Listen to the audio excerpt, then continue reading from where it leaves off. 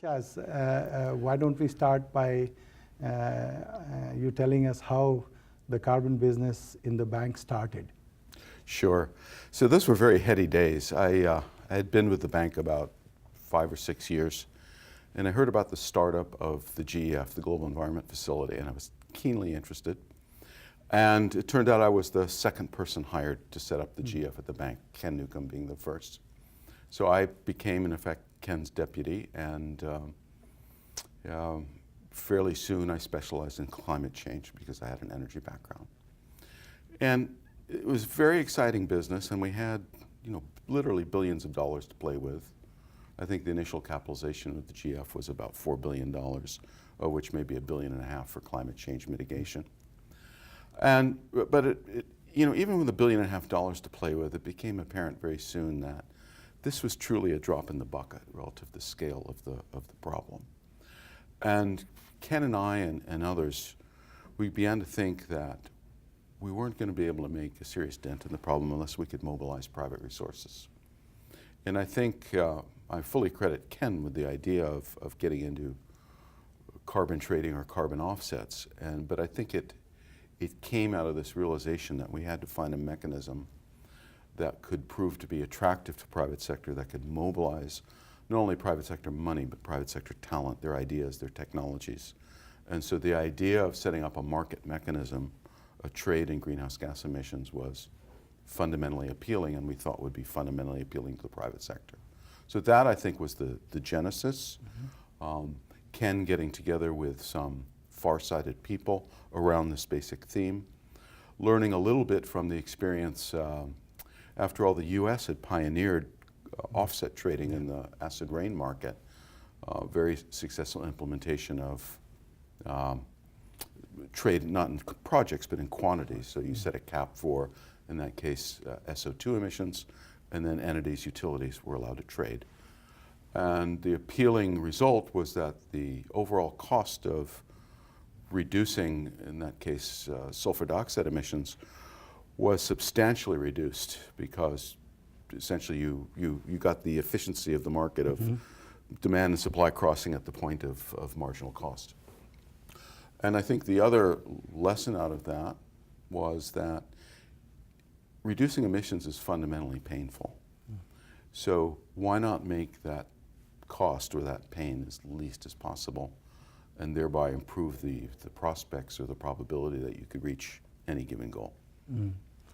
And in that process, there must have been some key partners from outside and inside the bank.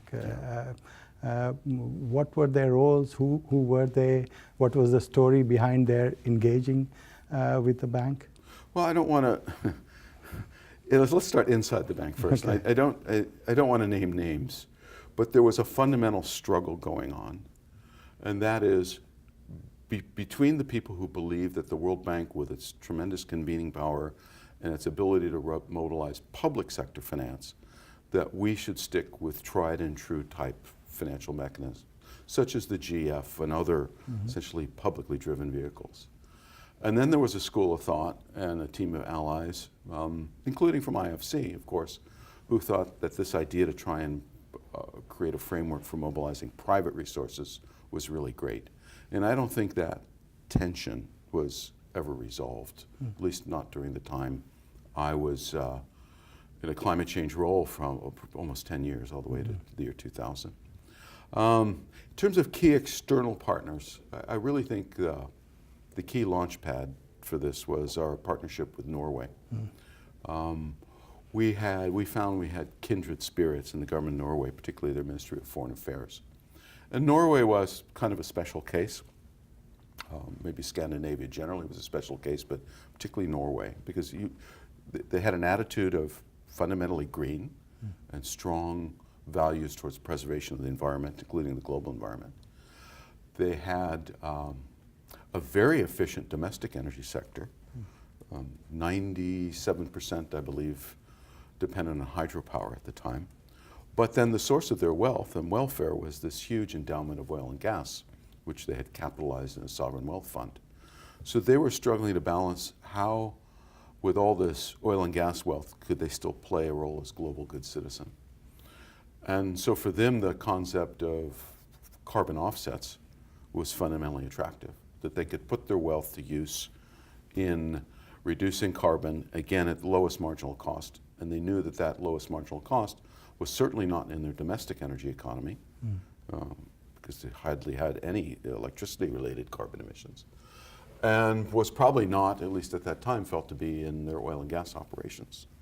So again, Ken struck up a relationship with Norway's, he was special ambassador, like a roving ambassador for the global environment of Norway, unique position at the time. And I'll never forget Ken coming back and briefing me that he had reached this agreement where Norway had agreed to capitalize or fund what then grew to be what we called the Activities Implemented Jointly Program, AIJ.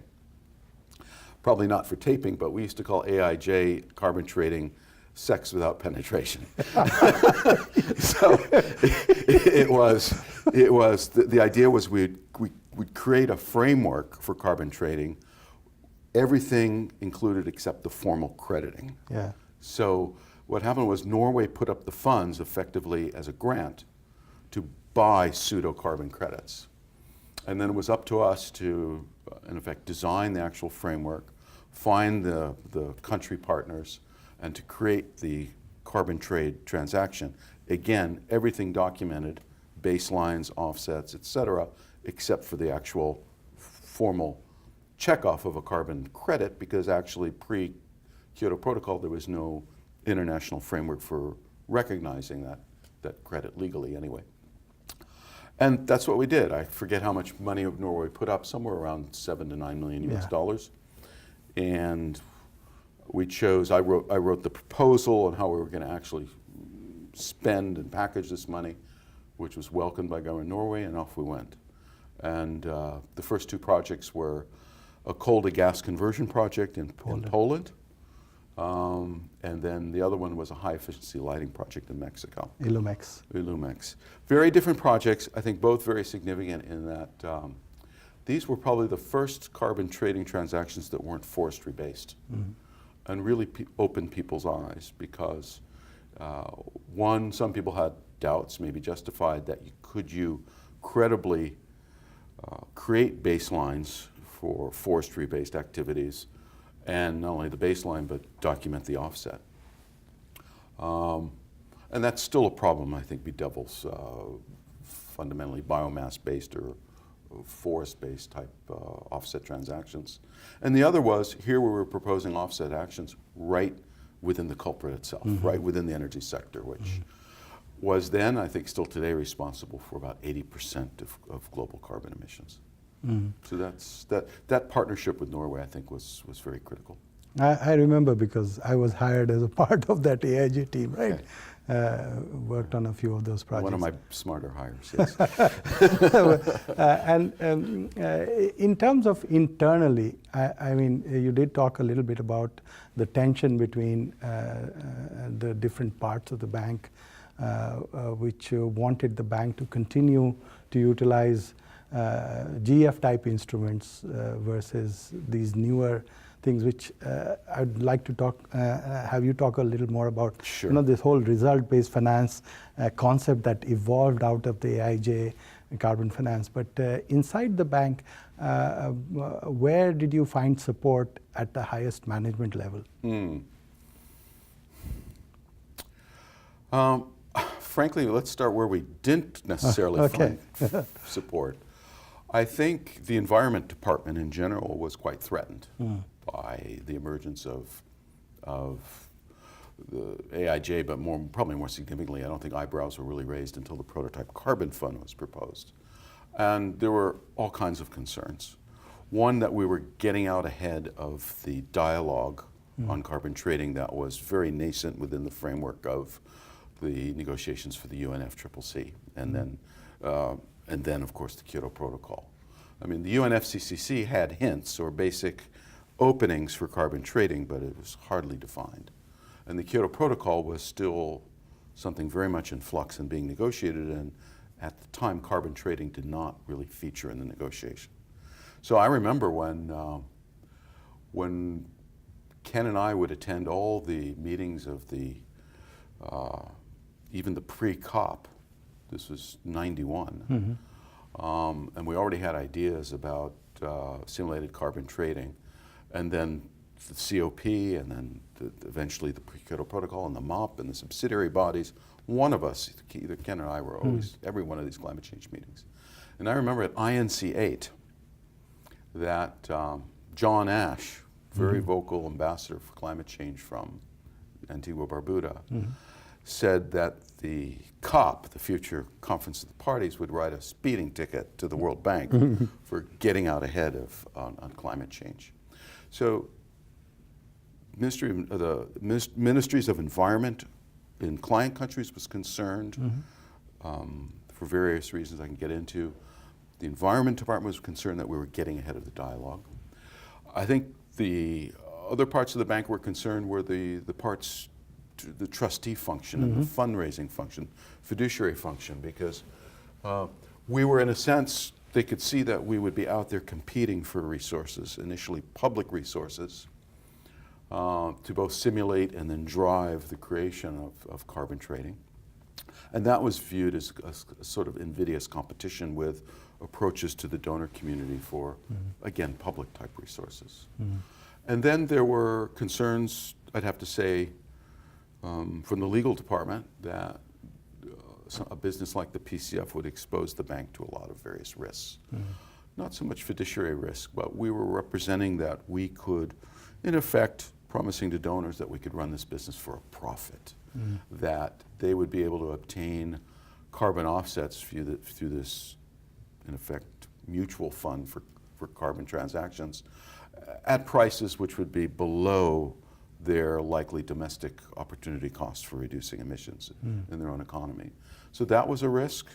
There was questions about whether we could really pull off the business, concerns about the bank. We can talk a little more about this later, perhaps, about the bank being placed in a dual agency role, being on both sides of the transaction at once.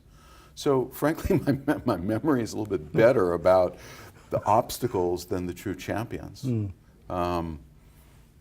I think, Jim Wolfenson himself, I would say, was a true champion. I remember I was with Ken when he, and I believe it was Andrew Steer, made the pitch to Jim Wolfenson about the carbon business. And it was for Wolfenson, it was an easy decision. It was like a light bulb that clicked on. We made the pitch about the benefits of carbon trade and the bank sponsorship and leadership we could engender. And Wolfenson said, I get it. He says, how much money do you need? And I think he was ready to write a check for about $3 million in internal development capital to pay salaries and studies right then on the spot. So if there was any one person besides Ken Newcomb I credited as having the vision and clearly knowing where his support was, it was President Wolfenson. Okay. And the World Bank is not normally known for very innovative, agile product development. Right. How would you characterize the set of circumstances which made Ken and you, or enabled Ken and you to develop the prototype carbon fund? Because it was done in a fairly short period of time. Don't give me much credit in this. I mean, I had a particularly initial role in the old activity implement jointly phase, but frankly, I was one of those people. I've been talking about some of the internal conflicts of the bank, and that actually rebounded to me because I was the focal point for GF and climate change in the World Bank. And there were various expectations, of course, that I needed to mind that store. And to the extent that my attention was being pulled away into the carbon business, that created a lot of pressure and internal conflict. So I'm really not a key player in this story. But at any rate, sorry, could you repeat the question? The idea of the agility and how did that come to pass? Yeah. Well, one, I think this initial endowment fund from Jim Wolfenson, like I say, I think the number $3 million sticks in my head. That was a great gift because it gave Ken and the team great operational freedom. And then I think a second factor was Norway was, I think, pleased with the results of the AIJ cooperation program, and then offered a secondment and seconded one of their fairly senior treasury people, a fellow by the name of Ivan Tanberg, into the bank, I believe on a 1 or 2 year secondment. Mm. And so that gave the team and Ken the luxury of appointing a full-time, dedicated manager working on nothing but this. And I think a third factor was we didn't hesitate to go outside the World Bank to bring in talent, people like yourself. So we were able to bring in very quickly people who were very motivated, very talented, and had experience outside the bank working on new and innovative things in energy and environment.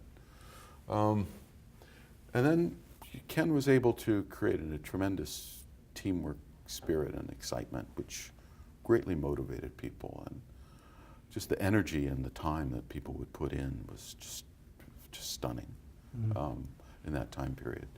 So I think for a combination of those 4 or 5 reasons, that's how the bank managed to operate in a very agile manner. And in terms of the early operations, do you recall how the team worked on the types of transactions and in hindsight, not integrating it fully into bank operations? What was the evolution in terms of the deal flow, and how did it happen the way it did, leading up to, I would say, 2004, 2005, the HFC transaction? What was in your mind, the path that was followed? Well, I'd have to say that the general stance was one of over-optimism. There was an over-optimism that once we created this carbon transaction framework and put the resources on the table, that this would result in act like a giant magnet, and various transactions would just come to the prototype carbon fund. And there was an optimism that most of the deal flow could be found from within the bank itself. That proved to be just not true, not a viable business proposition. Internally in the bank, there was internal competition. You could service the GF. There were other global climate funds rising during this period. There were internal doubts about whether the prototype carbon fund would launch or could actually transact business. And as a result, the deal flow from the bank operations themselves was not that great. Did we make a mistake by not sufficiently assessing the potential or forging more mainstream links into particularly the energy business? I don't know, but what I do know is that the energy business itself was a very conservative business at that time. I had started, I'm probably at least as clear a view on this as anybody, in that I had started my bank career for about 5, almost 6 years in the energy sector, then jumped ship, that was the word, to the environment department to work on the GF and then the carbon business. And I'll never forget that I was viewed personally with great suspicion by my former energy colleagues who really thought that the environment and climate change was the enemy, which was completely contrary to the business philosophy that Ken had inculcated, that this really represented a source of comparative advantage for the World Bank, particularly its energy sector, in the conduct of its business. That, certainly by 2000, it was very apparent that other actors and private sector forces were kind of taking over and reshaping the energy business. And the bank's traditional comparative advantage was rapidly eroding. I mean, if you wanted advice on how to reorganize or unbundle your utility sector, you could go to Ernst & Whinney with much less transaction cost and maybe ultimately even less financial cost than if you engaged with the bank. But at the time, certainly, there were very few sources of expertise how you could mold a country energy sector in a way that could still deliver energy services but do it in a more climate change friendly manner. So that message to the energy sector of the bank somehow got garbled or lost. And I never, until much more recently, I never saw the kind of buy-in from the energy sector that I thought was necessary and really deserve it. Yeah. And in terms of the kind of transactions and focusing on third-party type of small projects, in your mind, did it actually slow down the credibility of the whole carbon business in the bank? Because people viewed this as some sort of an outside activity focused on very small projects. Yeah, I think it probably grew the credibility of the PCF outside the World Bank. But you're right, internally it made the PCF look a little bit like small potatoes, running high transaction costs, not paying enough attention to the bank, paradoxically, which really wasn't the intention. I mean, let's face it, the bank was then and still today is an organization that runs on scale. And the size of your pocketbook determines what kind of attention you get. And to be running around doing $5 million deals wasn't viewed to be particularly significant or sexy. Yeah. And my recollection, based on my own experience in that time, was that it wasn't very easy for staff working on carbon finance to integrate in the bank or have credibility in the bank. Right. Going forward, as we engage more and more in the climate change business, what do you think would be the optimal way for a bank and staff at the operational level to engage in carbon finance? Yeah, certainly I think many people who engaged in the carbon business at that time, they were risk takers, very creative people, but I think they, in the longer run, they might have suffered because, their skills were not viewed as being particularly fungible within the World Bank. The carbon business started to fade, and many of these people had a real problem in placing themselves or getting placed in other parts of the bank, whether it be in environmental work or energy work, or other so-called hard sectors, infrastructure, transport, urban development. Their skills were viewed with suspicion. I think ideally, people such as yourselves would be the kind of folks that I think ultimately the carbon business should be built on, and that is people who come to the business from very solid backgrounds, in your case in energy. And so not only do, we always use the analogy, they're great bakers, not only do they know how to put the icing on the cake, and they know how to bake the cake. And I think it's that breadth of skills and the broader view to be able to work within a sector credibly and then add the carbon abatement or carbon financing dimension. That's, I think, really key to mainstreaming and the ultimate success of the business in an institution like the World Bank. And in terms of looking back, I mean, you've talked a little bit about the factors that were responsible for the success. But what are the things that potentially could have been done differently, which would have potentially taken the business to the scales that it was supposed to go to? Well, look, I mean, first, let's not sell the carbon business short in the World Bank. I still believe that the advent of the PCF and the lessons learned around it were probably as one of the key factors resulting in breaking the deadlock of the Kyoto Protocol negotiation. I mean, it is said that there was a deadlock in Kyoto, and at the 11th hour, the United States and Brazil got together. Brazil proposed the Clean Development Mechanism, and through that move not only brought the US on board, but also, I think, a substantial fraction of G77. I think the Clean Development Mechanism was absolutely inspired by the AIJ phase and then the PCF. And so one could almost declare victory right then and there in terms of the contribution to the global debate on climate change and putting carbon trading in its three forms as enshrined in the Kyoto Protocol really front and center in the Kyoto Protocol implementation. What would I have done differently, or what could we have done differently? Yeah, I guess, people criticize the PCF as characterized, I've used the word before, over-optimism. That there was just a general belief that the business would actually be almost easier to operate than it actually turned out to be. In terms of deal flow, in terms of actually producing the offsets, I think we were a little bit blinded to the risks involved, that there were any number of reasons why a project could go south, and many of them not really carbon related, but all those reasons having a very distinct and heavy impact on how the project would be viewed as successful or not as a model carbon offset transaction.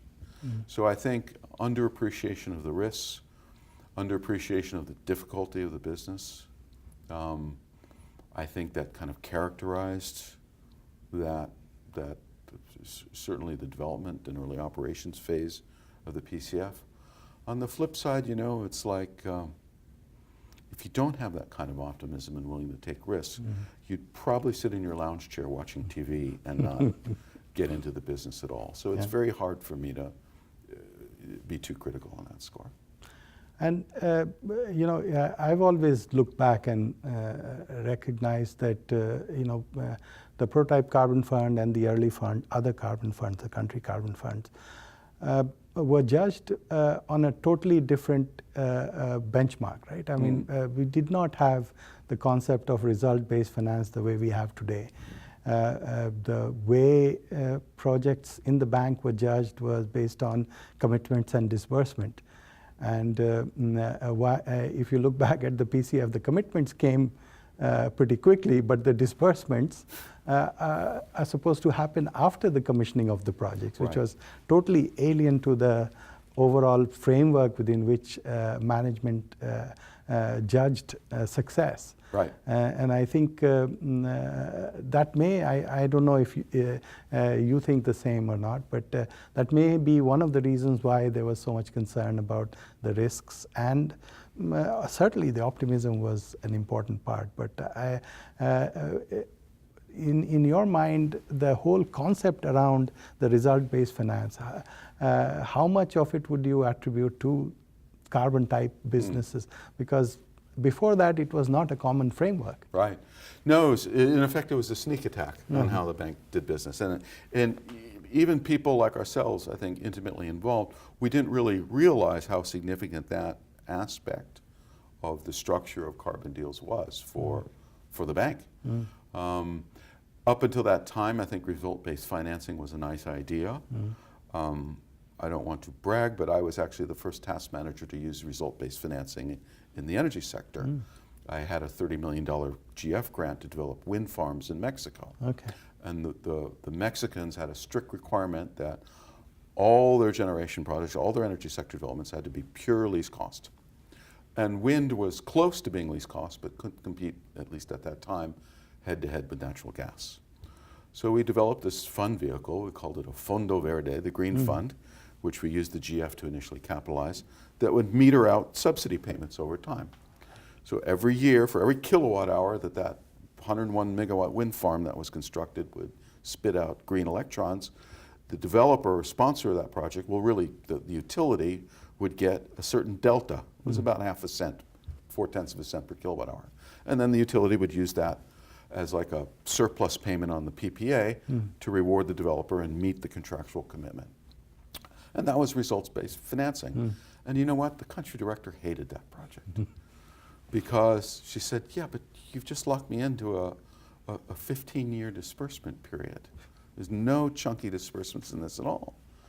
And even though the project closed successfully, it was rated, A or whatever, I don't think it was ever really appreciated. And I think the same, I'm talking from personal experience, but that same tar or the tarnish was put on PCF projects. And again, looking back, I think it was a game changer. I think it's a great way for the bank to do business. But again, the incentive structure was not then and probably still isn't right to really create a true acceptance for that model. If we can talk about a little bit about the bank in that period of 95 to the ratification of the Kyoto Protocol in 2005, in comparison to where it is today as far as overall structure, climate change, energy business, what would you classify as the key difference? Because I remember in the early 2000s, energy, for instance, being labeled as a sunset business, right? Right. And that we were moving away from it. So, from your perspective, what are the key differences from that time to now, which would affect the work that we do on climate change? Yeah, I think eventually the energy sector, in effect, swallowed the medicine. I mean, under threat, as you pointed out. I'll never forget going to a presentation on the state of the bank's energy business. It was called the Energy Business Renewal Strategy. And the director of energy at that time, Jamal Sagir, opened up his presentation with a picture in Texas with a couple of oil rigs and a sunset in the background. And that was symbolic of, yes, as you mentioned, the sunset phase that energy was going through. And so backs against the wall, there was a realization that the ground was being pulled out from under their feet, that circumstances were changing, and the bank would have to find a new niche or adapt their skills and product lines to really survive. And so you look at, if I look back on my bank career, one of the sources of satisfaction is I entered the bank at a time that was basically fairly hostile to renewable energy and clean energy and somewhat accepting of energy efficiency, to a point where now at least half the business is based on that. And so once you make that switch, once you believe that clean energy is a marketable business proposition and a product line that should be even central to the bank's energy business, it's not that much of a leap to affiliate yourself with climate change and the need to reduce greenhouse gas emissions. In fact, that becomes a source of support, a natural ally, a source of financing. And so, yeah, if I look at the bank today versus where we were in the mid-90s, that's certainly been a sea change. On the other hand, I'm not sure that the environment for taking risks in the bank has really improved today as compared to, 20 years ago. I can't put my finger on it. I don't have specific signs. But, in some areas, like, for example, I know there are innovation labs and things like blockchain. There are groups that are given the license to innovate. I'm not so sure, though, that I'm not convinced the Prototype Carbon Fund could arise today. I think part of it is just the opportunity of the moment and the strength of personalities that push that through. Yeah, in terms of the key value proposition that the bank brings, one has often heard about convening power, but in your mind, what is the value proposition of the bank while dealing with global public goods like climate change? Is there other institution? Are there other institutions which can address this more effectively, or what is the role of the bank, you think? I think the World Bank's got some unique advantages. It combines, of course, real credibility and skill as a fiduciary and basically an organization that can cajole donors. It also has, through the IFC and other linkages, pretty good credibility with the global private sector. It's never been an institution to try and divorce itself or separate, in my sector, the energy policy dialogue from energy operations. And it's got intellectual rigor and very strong analytical skills. So I think it's very hard to find other institutions that combine those strengths across that range I just described. Particularly, I personally believe that to try and approach problems like climate change as sort of a special interest or an add-on without trying to use a tired phrase, mainstream it, or particularly integrate it into the basic policy dialogue of how you organize and run your sector. I think without that integration, the efforts are ultimately much less effective. Much less effective. And again, from that period of 95 to what it is today, how has the relationship with our clients influenced the possibility of a more honest discussion around policy issues, both on the energy side and on the climate change side? These are all complicated issues. Yeah. Well, I think one positive development in terms of the relationship with clients, in the old days, particularly when we were advancing the whole concept of climate change, the relationship with clients, I'm talking about public sector clients, was at times adversarial. I mean, the whole climate change negotiation was viewed as a zero-sum or win-lose or even lose-lose kind of game. A lot of great suspicion, for example, about about carbon trading. Both environmental NGOs and many developing country governments looked at carbon trading as some sort of scam, a license to pollute, a way to get the monkey off the industrialized world's back, industrial world historically responsible for the great bulk of emissions and should take the lead in reducing them. And again, many developing countries saw carbon trading as a means just to water down that commitment. And so the bank was put in a very difficult position of advocating for carbon trading, but then seen by our clients as some sort of excuse maker or entity that was looking again for easy way outs for our OECD or industrialized clients. Now I think that relationship and that dialogue is much more on an even keel. Developing countries have a greater acceptance and understanding about climate change as really an existential threat to human civilization in many respects, certainly in the more vulnerable developing countries. I think they understand the principles and the economics behind climate change mitigation and abatement. I don't think they view the bank with this kind of suspicion that they viewed the bank 20 years ago in this field. And I think even the structure of the Paris Accord, I think ultimately there was a realization that you weren't going to ram commitments down anybody's throat. And that the Kyoto Protocol, which I thought was a very nicely structured agreement, ultimately failed because there just wasn't the political will and the machinery to take on the kind of enforceable legalistic commitments that Kyoto represented. And I think Paris, with its more classic environmental treaty kind of structure where countries promise to do what they can, and they're motivated by this aspiration about wanting to attack a globally common problem. I think that makes the dialogue with the bank in effect more honest, more equal, and less threatening. And in your mind, did the carbon business contribute to that, or was it a broader shift initiated at the time of President Wolfenson? I think it was a broader shift. Okay. Yeah, I do. I think this change in attitude among developing countries and change in the relationship with the bank on these points was something that rolled out very slowly. I would not be able to put my finger on specific things the bank did to change that. It was a global phenomenon. Yeah. And evident at the time that the various global policies on energy and climate change were being rolled out in a much more participatory manner. Right. Long discussions, very difficult discussions, I think, and maybe frustrating at times. But the bank did, over the last, I would say 20 years, make the effort to reach out and try to explain itself. No, Right. I mean, Yes. I think that's been a shift that many people outside, particularly those in developing countries, see as a very, very positive development.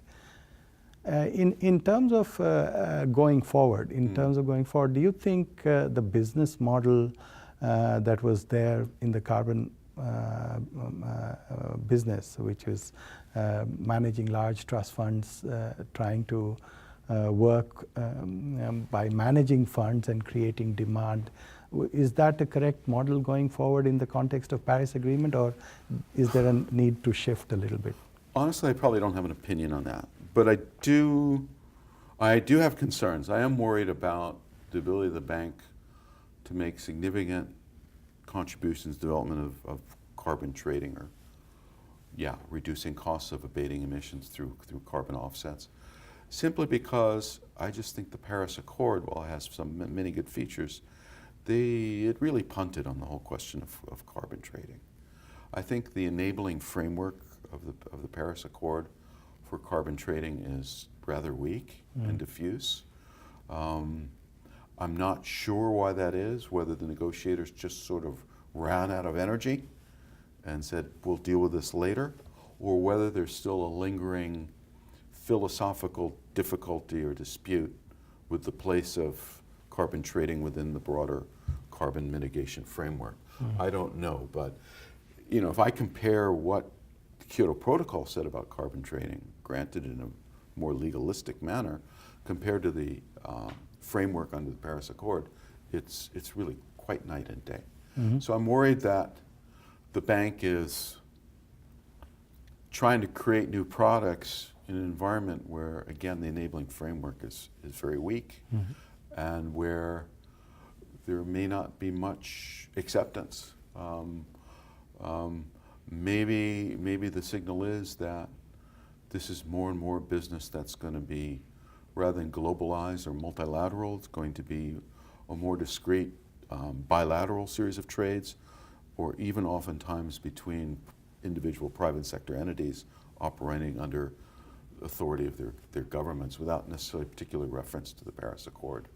So on that, frankly, I don't know enough. I probably know just enough to voice my opinion and get in trouble, but I do have this concern.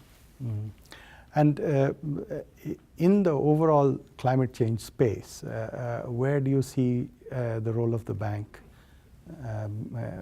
in comparison to what has happened over the last 20 years? I mean, the focus on climate co-benefit, focus on trying to internalize climate concerns within operations. Do you see that as the correct way moving forward, or the most effective way moving forward? Well, I think the challenge right now for the bank is to walk the talk. I was a very early advocate of introducing carbon accounting in the bank's operations, and actually lived to see the day when it's now part of that. I wonder how effectively and truly it's being implemented, with what level of effort. I would like to see the real honest evaluation of alternatives, and so when the bank gets involved in a client and sector planning, you can't effectively mitigate carbon emissions on a project by project basis.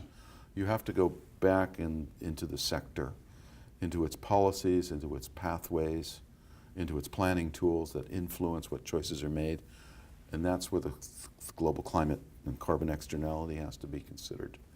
I'm not sure the bank is really following that path yet. It's difficult, it's costly.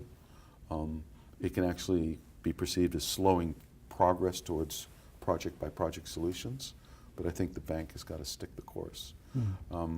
I have not been closely enough associated with the bank over the last couple of years to really give a judgment on how successful the bank is in that agenda, but I do think it's an agenda they need to stick with.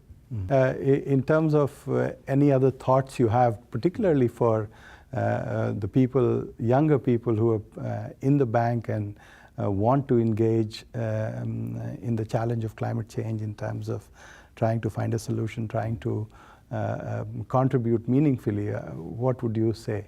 It's a great ride. I mean, for all the bumps in the road, I think I look back, they were really satisfying, very impactful, meaningful times. I think obviously global climate change is not going to go away. It reminds me of the same global ambassador from Norway, who I spoke of earlier. One day he took us out on his boat in Oslo Harbor. And we got in this discussion, I think it was, I asked, so, Ambassador, what do you think we should do about climate change? And he smiled, he says, oh, it should just go away. and it's not going to go away. Yeah. And I think for young people starting out their career in the bank, my advice would be not only stick with it, but don't do it with a single-minded focus. So you can't be just a climate change person. You should be a climate change and energy person, or a climate change and transport person, or a climate change and forestry person. And I really think that's the pathway to making real and lasting change and a difference in the World Bank.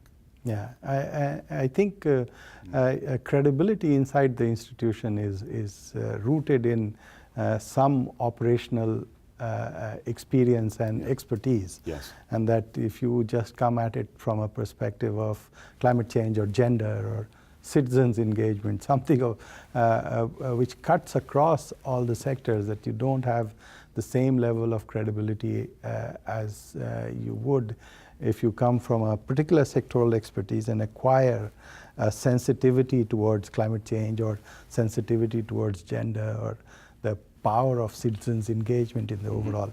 I think that's a very, very good advice, because you always, I've found it to be true that the credibility that you see of colleagues engaged in climate change is always based on their knowledge on a particular sector.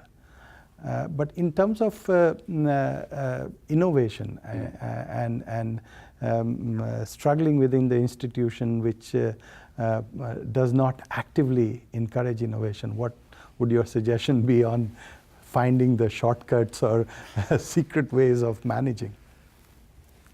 The most common advice I've given young people, and I spent 30 years in the World Bank and had, fortunately, a chance to mentor quite a few, is it's very simple. It's almost corny. It's follow your passion. I mean, so many people, I've seen so many people go about managing their career or their direction in the bank from a pure sort of intellectual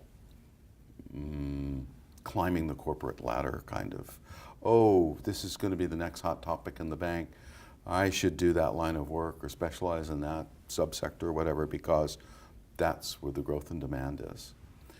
My experience in the bank, and I guess I was very lucky, was that it's such a diverse institution. It's so big that it actually has developed the tolerance to sort of let people kind of hide or play in their own corner and hope that something great comes out of it. And you're not going to position yourself in that opportunity space unless somehow you're driven by your heart and your passion, not just your head. And so I would say follow your passion and be willing to take some risks, including with yourself. And that will put you in a place to innovate. Okay, thanks a lot, Chaz. Yeah. That was fantastic, huh? Great. Thank I enjoyed you. it. Thank you. Thank you.